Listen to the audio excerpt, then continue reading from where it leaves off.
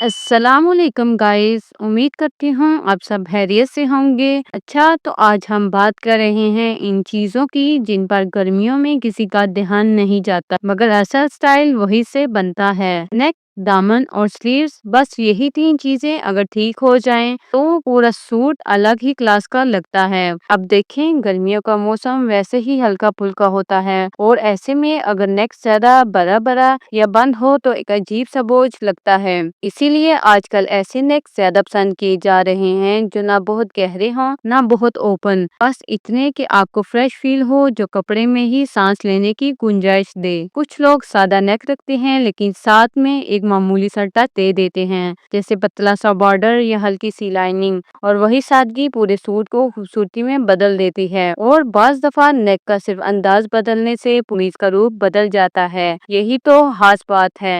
आपने कुछ भी नहीं किया, सिर्फ नेक थोड़ा सा नीचे की या कट में मामूली सा फर्क डाला और पूरा लुक अलग हो गया। फिर आते हैं दामन की तरफ। बहुत से लोग दामन को सिर्फ नीचे का हिस्सा समझते हैं, लेकिन सच ये है कि दामन असल में फैशन की बुनियाद है। अगर दामन में हरकत हो, थोड़ा सा बहाव हो या हल्की सी झालर, तो वो चलते वक्त लिबास को एक अलग फील देता है। ये वो छोटा सा फर्क है जो बाकियों से आपको अलग करता है। और अगर दामन बिल्कुल सीधा हो तो वहाँ भी स्टाइल आ सकता है। सिर्फ एक हल्की सी लाइन, कोई नफीस सी फिनिश या बॉर्डर पर थ्रेड वर्क, और वही सादगी खूबसूरती बन जाती है। अब चले स्लीव्स की तरफ, जो गर्मियों में सबसे ज्यादा नजर आती हैं क्योंकि आधे बाजू या थ्री क्वार्टर्स आम होते हैं। लोग कहते हैं स्लीव्स बस लंबाई तक महदूद होते हैं, लेकिन मेरे नजदीक ये मुकम्मल फैशन स्टेटमेंट होती है। साल के तौर पर एक कमीज अगर आप फुल स्लीव्स रख लें मगर स्लीव्स के किनारे पर हल्की से लेस लगा दें या एक बटन लगा दें तो वही स्लीव्स आपकी पहचान बन जाती है। और जब स्लीव्स थोड़ी सी खुली हो या इनमें थोड़ा सा कट हो तो वो एक नरमी देती है, एक स्टाइल जो कुछ कहे बगैर बहुत कुछ कह जाता है।